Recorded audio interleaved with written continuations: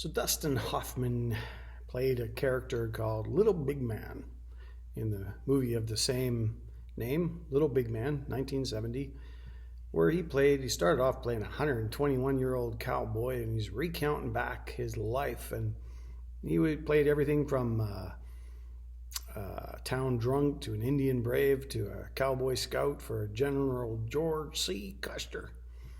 And he really was a little big man. And in this next passage of Colossians, the next thought that Paul puts out here, there's a little big word, a little word that is really big. And I'm going to read it, see if you can hear it. I'm sure you will, but it goes like this. And you who once were alienated and hostile in mind, doing evil deeds, he is now reconciled in his body of flesh by his death, in order to present you holy and blameless, remember Jude, and above reproach before him, if indeed you continue in the faith, stable and steadfast, not shifting away from the hope of the gospel that you heard, which has been proclaimed in all creation under heaven, and of which I, Paul, became a minister of the gospel. Did you catch it? Probably did. I actually noted there's actually a few little big words in there. The first one, I didn't notice it before, but I noticed it when I read it now, is the word once. Once you were alienated. Once you were estranged from God. You were set apart from God. You were shut out once. And then, but, that's another one. Now, there's another one.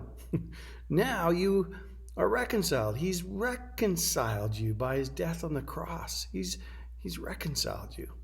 Wow. So we were once hostile toward God in our minds. And it was worse than just, well, talk to the hand, not to me.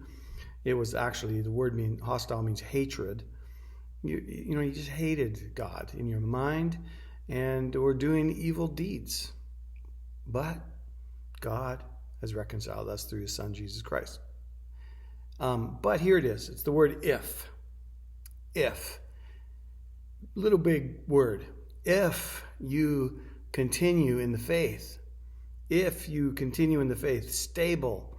The word stable means rock solid, like foundation built on the rock, like unmovable, grounded, and steadfast, which literally does mean immovable, and not shifting. The word shift here is a unique New Testament word, and it means to literally move away from the hope, like be dissuaded from the hope that's in the gospel. This is just a really extremely significant language, and scholars have argued about it for years.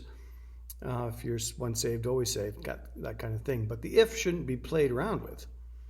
I mean, you shouldn't play with fire, right? Well, maybe there's a line you can cross. Well, then stay away from the line. Don't cross it. Stay steadfast. Stay immovable. Stay in bounds. Don't keep crossing the out of bounds line. Don't play with fire because you get burned. So to continue in the faith is to be content with it, to be content with the gospel, to be reveling in the gospel, reveling in his work of grace. We can be confident that in Christ we stand, like it's not by our works for Christ, but his work in us. That's how we can be confident. We're to base our lives upon these doctrines of the apostles, the faith once handed down. And some people think, well, I did take part in this decision. It was partly my work. I should get some credit for that. No, not for me. I don't see that at all. To me, it's like 100% fully God's glory, not mine at all. I mean, every day I pray, God, I confess my need for you.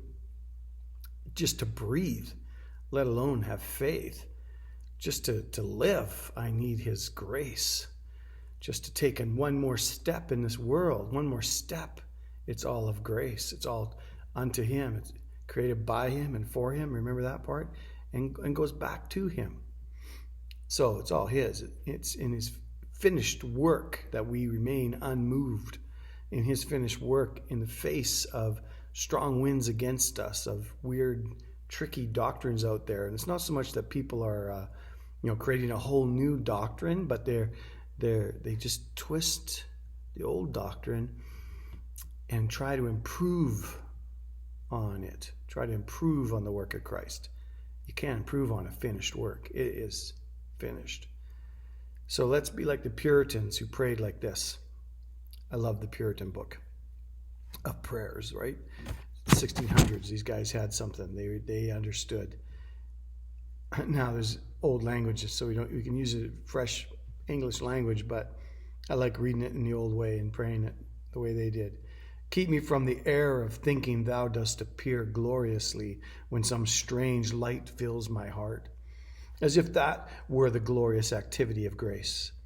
But let me see that the truest revelation of thyself is when thou dost eclipse all my personal glory and all the honor and the pleasure and the good of this world. The sun, S-O-N, the sun breaks out in glory when he shows himself as the one who outshines all creation, makes men poor in spirit, and helps them to find their good in him. Grant that I may distrust myself, to see my all is found in thee.